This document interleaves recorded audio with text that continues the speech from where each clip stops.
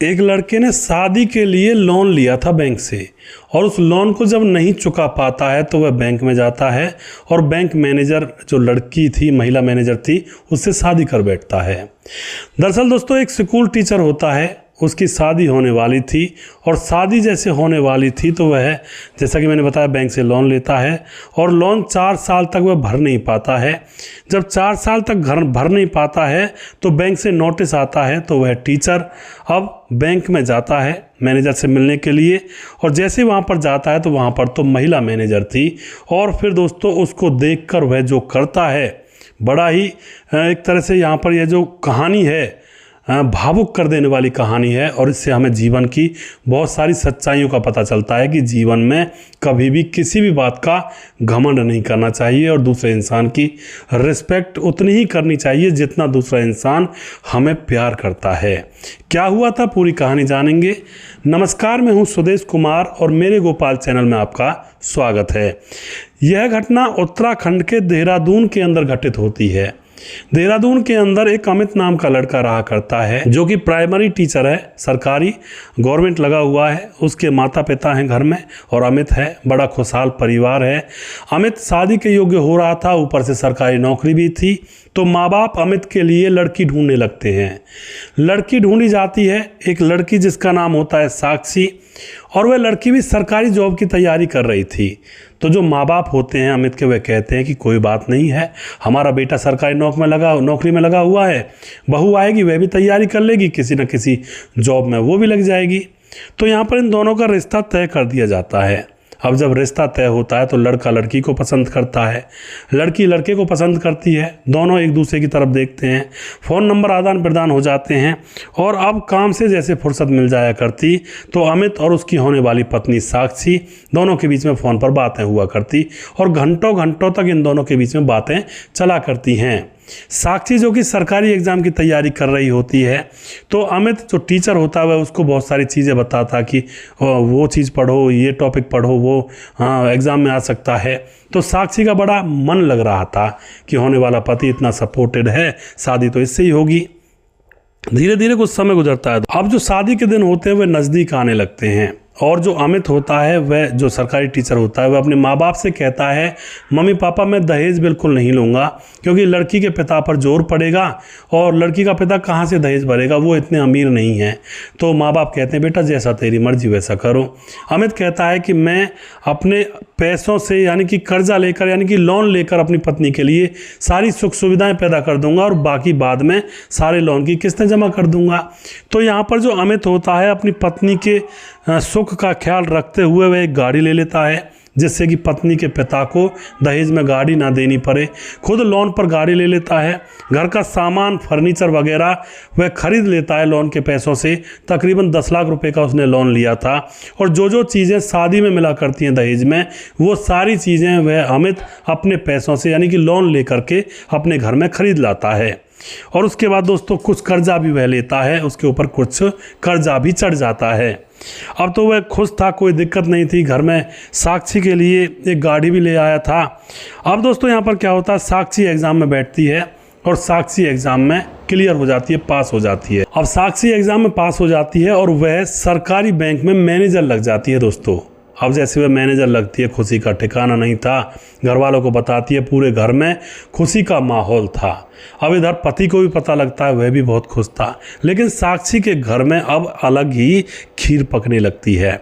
उसके जो माता पिता होते हैं, उनके पास रिश्तेदार, यार दोस्त आने लगते हैं बधाई देने के लिए, और अब कहने लगते हैं साक्षी के पिता से, अब तो आपकी बेटी सरकारी मैनेजर लग गई है बैंक में, क्या अब भी आप उस प्राइमरी टीचर से शादी करोगे अपनी बेटी की? तो इस तरह से कह करके पिता के मन में भर देते हैं कि वो तो नौकरी बहुत छोटी है तुम्हारी बेटी के सामने, नौकरी के सामने, तो उससे शादी मत करो, कोई अच्छा सा लड़का ढूंढो अमीर खानदान का। तो पिता के मन में यह बात भर जाती है। उधर दोस्तों साक्षी और अमित की बातें हुआ करती थी, दोनों के बीच में प्यार हो चुका था। अब तो यहाँ पर क्या होता है, जो पिता होता है अपनी बेटी पर दबाव डालने लगता है कि तुम्हारी शादी बेटी अब अमित से नहीं होगी। साक्षी कहती भी है, क्यों बाबूजी, अब मेरी शादी अमित से क्यों नहीं होगी? नौकरी तो उसकी भी सरकारी है, मेरी भी है, इसमें क्या परेशानी है? लेकिन पिता पिता अपनी बेटी के ऊपर जोर दबाव डालकर उसके ऊपर प्रेशर डाला जाता है और उसकी आवाज़ बंद कर दी जाती है। इधर जो लड़का होता है अमित, वह अपनी होने वाली पत्नी साक्षी के पास फ़ोन करता है कि देखो शादी के सिर्फ 4 दिन बचे हैं और 4 दिन पहले तुम मैनेजर बन गई हो, बड़ी खुशी की बात है। वह यह बात कहने के लिए साक्षी के पास फ़ोन करता है, लेकिन साक्षी फ़ोन उठाती नहीं है और अमित समझता है कि शायद माँ बाप बैठे होंगे इसलिए नहीं उठाया होगा। उसके बाद बार बार फ़ोन करता है, लेकिन साक्षी अब फ़ोन उठा नहीं रही थी। माँ बाप का प्रेशर उसके ऊपर था। अब साक्षी अपना फ़ोन उठाकर तंग होकर के अपने बाबा के हाथ में थमा देती है कि आप ही बात करो। अब जो साक्षी का पिता होता है वह कहता है कि बेटा साक्षी की नई नई नौकरी लगी है, थोड़ा सा इस नौकरी को करेगी तो अभी शादी को नहीं करते हैं, बाद में कर देंगे 2-4 साल के बाद। तो अमित कहता है कोई बात नहीं बाबूजी, 2-4 साल के बाद शादी कर देना। लेकिन पिता कहता है कि शादी हम करेंगे लेकिन तुमसे नहीं करेंगे। अब यह बात लड़के को बहुत बुरी लगती है कि इसको तो नौकरी का घमंड आ गया 1-2 दिन के अंदर ही। अब जो लड़का होता है अमित, वह बार बार कहने लगता है कि मैंने क्या गलती कर दी बाबूजी, मेरी बात साक्षी से करवाओ। लेकिन घर वाले साक्षी से उसकी बात करवाते ही नहीं हैं और सीधा सीधा कह देते हैं कि अब शादी नहीं होगी हमारी बेटी की तुम्हारे साथ। अब तो जो अमित होता है वह बहुत ज़्यादा परेशान, हैरान अपने घर वालों को बताता है। घर वाले कहते हैं बेटा अगर यही बात हमने की हुई होती, ऐन मौके पर साक्षी से हमने शादी से मना कर दिया होता तो वो लोग थाने में चले जाते, FIR दर्ज करवा देते। तुम भी चलो FIR दर्ज करवाते हैं। लेकिन अमित कहता है नहीं मम्मी पापा, हम FIR दर्ज नहीं करवाएंगे, उनने जो करना था वो कर ही लिया और जो आगे करेंगे वो करेंगे। उसके बाद वह चुपचाप रह जाता है और साक्षी को ऐसे ही छोड़ देता है। अब धीरे धीरे समय गुजर रहा था। समय गुजरते गुजरते अब 4 साल गुजर जाते हैं और जो अमित होता है वह जो 10 लाख रुपए का लोन लिया था उसमें से गाड़ी का जो कर्जा था, कार लेने का, वो तो उसने चुका दिया था। लेकिन बाकी का जो और कर्जा लिया था उसको चुकाने में असमर्थ हो रहा था, क्योंकि बीच में पिता की बीमारी में बहुत पैसा लग जाता है। पिता बीमार हो जाते हैं तो वह किस्तों को लगातार भर नहीं पाता है और इस तरह से यहाँ पर उससे वह लोन की किस्तें दिक्कत में आ जाती हैं। एक तरह से उससे लोन की किस्तें नहीं भरी जाती हैं। अब लोन उसके सर पर चढ़ने लगता है। अब उसके पास बैंक से नोटिस आता है और उसमें लिखा हुआ था कि आपको लोन भरना ही पड़ेगा और आपको मैनेजर से आकर मिलना है और आपका घर नीलाम किया जाएगा। वह बैंक में जाता है कि मैं जाकर मिलता हूँ, क्या बात होती है। लेकिन जैसे ही वह बैंक में जाता है तो वहाँ पर देखता है कि वहाँ पर तो उसकी होने वाली जो पत्नी थी साक्षी, वो वहाँ पर बैठी हुई थी। उसको देखकर वह चुपचाप नज़रें नीची कर लेता है और जाकर वह वहाँ पर मैनेजर के केबिन में घुस जाता है। जैसे ही वह केबिन में जाता है तो साक्षी देखती है, उसको पता था यह उसका होने वाला पति था, यानी कि वह अमित है। एकदम से वह कहती है कि आओ अमित बैठो, और वह बैठ जाता है। उसके बाद साक्षी कहती है कि तुम लोन क्यों नहीं भर पा रहे हो, या तो लोन भर दो वरना तुम्हारा घर नीलाम किया जाएगा। अब यह बात सुनने के बाद जो अमित होता है उससे साक्षी बार बार पूछती है कि लोन आखिर तुमने भरा क्यों नहीं है। तो यहाँ पर जो अमित होता है बताता है कि मैडम मेरी शादी तय हुई थी एक घर में एक लड़की से, और जैसे मेरी शादी तय हुई तो मैंने सोचा कि मैं दहेज नहीं लूँगा, क्योंकि लड़की के पिता से दहेज लूँगा तो वो जीवन भर कर्जमान हो जाएंगे। मैं खुद ही कर्ज ले लूँगा और खुद ही कर्ज लेकर दहेज का सारा सामान घर के अंदर इकट्ठा कर लूँगा, जिससे कि मेरी होने वाली पत्नी को कोई दिक्कत ना हो। मैंने कार खरीद ली लोन पर, मैंने घर का फर्नीचर, जो भी शादी में सामान मिलता है वो मैंने खुद कर्जा लेकर खुद ने खरीद लिया कि लड़की के पिता पर कर्जा ना चढ़े और उसकी जो पत्नी है वो आएगी तो उसको कोई सुख सुविधा की कमी ना हो। लेकिन ऐन मौके पर उस लड़की ने शादी तोड़ दी। अब यह बात सुनने के बाद तो लड़की की तो आंखें फटी फटी रह जाती, जो मैनेजर होती है, क्योंकि वही तो साक्षी थी। अब साक्षी कहती है अमित तुमने मुझे पहचाना नहीं, मैं साक्षी। अमित कहता है मैंने पहचान लिया। उसके बाद साक्षी रोने लगती है, उसकी आंखों में आंसू आ जाते हैं और कहती है कि अमित तुमने मेरे ऊपर ही सब कुछ किया था। अमित कहता है हाँ मैडम, मैंने शादी होने वाली थी तुमसे, इसीलिए मैंने ये सारा कर्जा अपने सर पर लिया था। लेकिन मेरे पिता की हालत गंभीर हो गई और मैं किस्तें नहीं भर पाया समय पर, और आज मैं बहुत ज़्यादा कर्जदार हो गया हूँ। आज आप भी मुझसे ये कह रही हो कि आपका घर नीलाम करना पड़ेगा। यह बात सुनकर साक्षी का और जो दिल है वो कुमला जाता है उसके बाद कहती है तुमने शादी नहीं की अमित। अमित कहता नहीं, शादी क्या करता मैं, जब एक जगह से रिश्ता टूट गया तो मेरा शादी करने का मन नहीं हुआ। उसके बाद साक्षी कहती है कि मेरी भी शादी हुई थी, लेकिन मेरा पति जो कि दहेज का बहुत लालची था और पहले तो वह अमीर बनने का ढोंग करते थे और मेरे बाबा ने बहुत सारा कर्जा लेकर बहुत सारा दहेज दिया और मेरा बाबा कर्जे की किस्तें अब तक चुका रहा है। लेकिन जब मैं उस घर में दुल्हन बनकर जाती हूँ तो पता चलता है कि वहाँ पर तो ज़र्रा ज़र्रा कर्जमान है, यानी कि एक एक चीज़ कर्जे पर ली गई है। वो सिर्फ अमीर होने का दिखावा कर रहे थे। उसके बाद वह और ज़्यादा दहेज मांगते हैं मेरे पिता से, तो मेरा पिता कहाँ से दे पाता। मैंने फिर उस लड़के को छोड़ दिया और कह दिया कि मैं जीवन भर अब तुम्हारे पास नहीं आऊँगी और हम दोनों का तलाक हो गया। अब यह बात जैसे ही साक्षी कहती है तो अमित भी उसकी तरफ देखने लगता है। अब जो साक्षी होती है अमित से कहती है कि मुझे तुमसे मिलना है, शनिवार को तुम जगह बताई जाती है उसको, कोई पार्क वगैरह, वहाँ पर मिलने के लिए आ जाना। अमित कहता है क्या फ़ायदा मैडम, अब अपना जैसा है वैसा रहने दो। लेकिन साक्षी कहती है कि तुम्हें मेरी कसम है और फ़ोन नंबर दे देती है और उसका फ़ोन नंबर ले लेती है। रात को भी बातें करती है और फिर दूसरे दिन दोनों एक जगह पार्क के अंदर मिलते हैं और वहाँ पर साक्षी उसके सामने रोने लगती है और कहती है कि तुमने मेरे सुख के लिए इतना कर्जा अपने सर पर ले लिया और मेरे पिता पर कर्जा ना चढ़ जाए इसलिए वो कर्जा अपने सर पर ले लिया और तुम एक तरह से महान आदमी हो।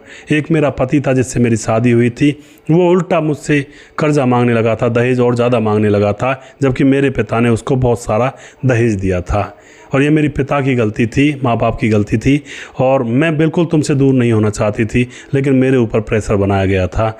और यह सारी बातें अमित के सामने कहकर साक्षी रोने लगती है और साक्षी कहती है कि हाँ अमित मुझे अपना लो, मैं तुम्हारे बगैर अधूरी हूँ और तुम्हारा मैं बहुत दिनों से तुम्हारे सपनों में खोई रहा करती थी, लेकिन करती भी तो करती क्या, किस मुंह से तुम्हारे पास जाती, मुझे ये भी तो पता नहीं था कि तुम्हारी शादी हुई है या नहीं हुई है।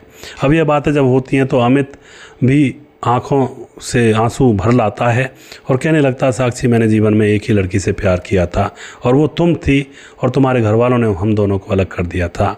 उसके बाद अमित कहता है कि मैं अपने माँ बाप से पूछूंगा, अगर वो राज़ी रहेंगे तो मैं तुमसे बात करूंगा कल आकर के। अमित अपने घर जाता है, अपनी माँ से बात करता है, कहता है कि माँ साक्षी रो रही थी मेरे सामने, उसकी शादी तो हो गई थी लेकिन वह जो पति था लालची थे वो लोग और दहेज और ज़्यादा मांग रहे थे, साक्षी ने उसको तलाक दे दिया। साक्षी कह रही थी कि मेरे घर वालों ने ज़बरदस्ती मेरी शादी करवाई थी, मैं वरना तुमसे दूर नहीं होना चाहती थी। तो उसके माँ बाप भी सीधे साधे थे अमित के, कहते हैं कि बेटा अगर बहू आना चाहती है तो आ सकती है, हम धूमधाम से तुम दोनों की शादी करवा देंगे, चिंता मत करो, जमाना जो भी कहेगा वो कहने दो। उसके बाद दोस्तों अमित खुश हो जाता है और दूसरे दिन साक्षी से कह देता है कि मेरे माँ बाप ने आज्ञा दे दी है और हम दोनों शादी कर सकते हैं। साक्षी बहुत खुश अपने माँ बाप से जाकर कहती है कि अब मैं अपनी ज़िंदगी अपने हिसाब से जीऊँगी, मेरी ज़िंदगी के बीच में कोई टांग नहीं अड़ाएगा। माँ बाप भी चुप हो जाते हैं क्योंकि उनका फैसला गलत था पहला, वो भी कह देते हैं कि बेटी जैसी तुम्हारी मर्जी। उसके बाद दोस्तों अमित के साथ साक्षी धूमधाम से शादी करती है और जो अमित होता है ना बारात लेकर जाता है स्पेशली, और जो साक्षी होती है वह अमित के कर्जे को थोड़ा रोकती है और उसके बाद अमित और साक्षी दोनों मिल करके उस कर्जे को चुकाते हैं। शादी तो हो ही गई थी और जब कर्जा अमित का चुक जाता, थोड़ा बहुत कर्जा था, ज़्यादा नहीं था, गाड़ी वाला तो चुका दिया था, 3-4 लाख रुपए बच रहा था। उसके बाद साक्षी और अमित मिल करके साक्षी के पिता का कर्जा चुकता करते हैं। इस तरह से ये दोनों परिवार फिर एक दूसरे से मिलते हैं और खुश हो जाते हैं अपने जीवन में। तो दोस्तों कई बार फैसले गलत हो जाते हैं, कई बार हम सही दिशा में जा रहे होते हैं लेकिन हमारा एक गलत फैसला हमारी दिशा को बदल देता है और दिशा के साथ दशा को भी बदल देता है, ज़िंदगियों को बदल देता है, ज़िंदगियों को तबाह कर देता है। तो जीवन के अंदर फैसले भी बहुत ज़्यादा मायने रखते हैं। अगर गलत फैसला लेते हैं तो गलत ही उसका रिजल्ट मिलेगा और अगर बढ़िया फैसला लेते हैं तो उसका रिजल्ट भी बढ़िया ही होगा। तभी बुजुर्ग कहते हैं कि जीवन के अंदर फैसला बड़ा सोच समझ के लेना चाहिए, क्योंकि फैसले के ऊपर ही हमारा भविष्य डिपेंड होता है कि आगे जीवन में हमारा भविष्य कैसा होगा, ये हमारे फैसले के ऊपर निर्भर होता है। तो दोस्तों आप क्या कहना चाहोगे यहाँ पर? ये दोनों लड़का लड़की आपस में मिल गए, दोबारा से इनके दिल मिले और इनका घर बस गया। दोस्तों जीवन में मैं तो यही कहना चाहूँगा, अगर किसी से प्यार करना है तो दिलो जान से करें। और प्यार में ये नहीं देखा जाता है कि भाई पैसे हमारे ज़्यादा खर्च हो जाएंगे या उसके खर्च हो जाएंगे। प्यार तो प्यार होता है और प्यार के लिए लोग न जाने क्या क्या कर जाते हैं, जान भी दे जाते हैं और यही प्यार होता है। लेकिन आज के दौर में प्यार नहीं है, आज के दौर में प्यार सिर्फ हवस और वासना को ढकने के लिए उसको प्यार कहा जाता है। हवस और वासना ज़्यादा है। आजकल एक दूसरे के लिए मरना तो बहुत दूर की बात है, एक दूसरे की हत्याएं कर देते हैं, उल्टा एक दूसरे को मार देते हैं।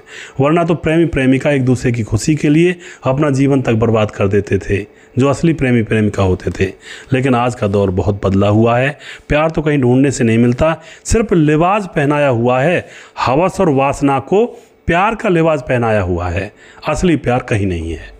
तो दोस्तों, जीवन बहुत बदल चुके हैं, कलयुग का कलिकाल है और सोच समझ कर हम लोगों को, आप लोगों को रहना है और कभी भी कोई ऐसी गलती नहीं करनी है जीवन के अंदर जिसमें बाद में पछताना पड़ जाए। आपको यह प्रोग्राम कैसा लगा, इसके बारे में आप कमेंट बॉक्स में लिख सकते हैं, लोगों के साथ शेयर कर सकते हैं। और वीडियो के लास्ट में कुछ भाइयों के नाम ज़रूर लेना चाहूँगा जो भाई हमारे वीडियोस पर लगातार कमेंट करते हैं और हमें खूब सपोर्ट करते हैं। हमारे साथ है राजकिशोर चौरसिया महाबलेश्वर महाराष्ट्र से हैं, जो कि हमारे वीडियोस को लगातार देखते हैं। राधेश्याम शर्मा सिरसी जयपुर राजस्थान से हैं, जो कि हमारे वीडियोस पर लगातार बने रहते हैं और शिकायत होती है भाई की वीडियो इंग्लिश में आता है। आज मैं इसका कुछ ना कुछ करूँगा कि मेरा वीडियो आप लोगों के सामने इंग्लिश में ना आए, कोई ना कोई सेटिंग करूँगा चैनल के अंदर से। हमारे साथ हैं सुशील चौधरी, हमारे भाई लगातार कमेंट करते हैं, भाई का बहुत बहुत धन्यवाद करते हैं। नूर आईडी नाम से कमेंट आता है, हमें बहुत बहुत धन्यवाद करते हैं भाई का। उसके बाद जगवीर सिंह कमेंट करते हैं, मोनू जैन कमेंट करते हैं, मिर्ज़ा बेग, सुदेश कुमार महोबा, मैं आपकी बहुत सारी वीडियोस देखता हूं, मुझे बहुत पसंद हैं और बहुत कुछ सीखने को मिलता है। मैं आपकी सारी वीडियो देखता हूं और मैं बोल रहा हूं महाराष्ट्र के चंद्रपुर से। बहुत बहुत धन्यवाद करते हैं मिर्ज़ा बेग जी आपका। सुजीत कुमार हमारे भाई लगातार कमेंट करते हैं। मुकेश कुमार यूपी 83 से कमेंट करते हैं। जितेंद्र महतो कमेंट करते हैं। बाबूलाल कमेंट करते हैं। संजीव कुमार कमेंट करते हैं। समाधान पाटिल कमेंट करते हैं। और उसके बाद हमारे साथ वीरू कुमार कमेंट करते हैं, अकल बादाम खाने से नहीं ठोकर खाने से आती है। जी बिल्कुल वीरू जी, आप सही कह रहे हैं। राम गोसाई, आजकल भाई कुछ भी हो सकता है। जी बिल्कुल जी। अशोक कुमार कमेंट करते हैं। साहब विर्क कमेंट करते हैं जिला बिजनौर सलेमपुर चीमा से। और उसके बाद रवि चंचल कमेंट करते हैं। और उसके बाद रेशमा खान हमारी बहन, हम आपकी इस वीडियो लास्ट तक देखते हैं जब आप सबके नाम बोलते हो। रेशमा जी आपका बहुत बहुत धन्यवाद बहन, इसी तरह से आप सपोर्ट करते रहें। संतोष ओझा कमेंट करते हैं, बहुत अच्छी कहानी, सुंदर सुंदर कहानी भैया जी। और जितेंद्र कुमार महतो कमेंट करते हैं। रवि चंचल दोबारा से हैं। और उसके बाद जैनुद्दीन अंसारी, बहुत अच्छा है भाई, मेरा नाम भी लिया करें। मेरा नाम लिया है। जैनुद्दीन जी, आप लगातार कमेंट करेंगे हर वीडियो पर तो आपका नाम आएगा ही आएगा 100%, उसको मैं भी नहीं रोक सकता। हाँ, नाम तब रुक जाता है जब जैसे कि आप लोग किसी वीडियो में कमेंट कर दिया और अगले वीडियो में कमेंट नहीं किया, फिर 1-2 दिन बाद कमेंट कर दिया, तब नाम आना मुश्किल हो जाता है। बाकी आप वो भी जाता है, लेकिन आप नहीं देख पाते उस नाम को, क्योंकि लगातार वीडियो नहीं देखोगे तो नाम भी शायद नहीं मिलेगा, किसी और वीडियो में निकल जाएगा।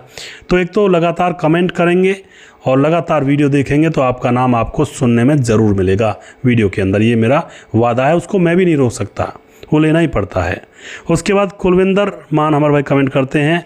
उमा शंकर कुमार कमेंट करते हैं फरीदाबाद से। आशा रत्ना कमेंट करते हैं। रवि चंचल दोबारा से। और प्रवीण वगैरह शिवपुरी से हैं। सुनील कुमार हमारे भाई कमेंट करते हैं। आकाश राज आर्य कमेंट करते हैं। देवेंद्र सेन कमेंट करते हैं।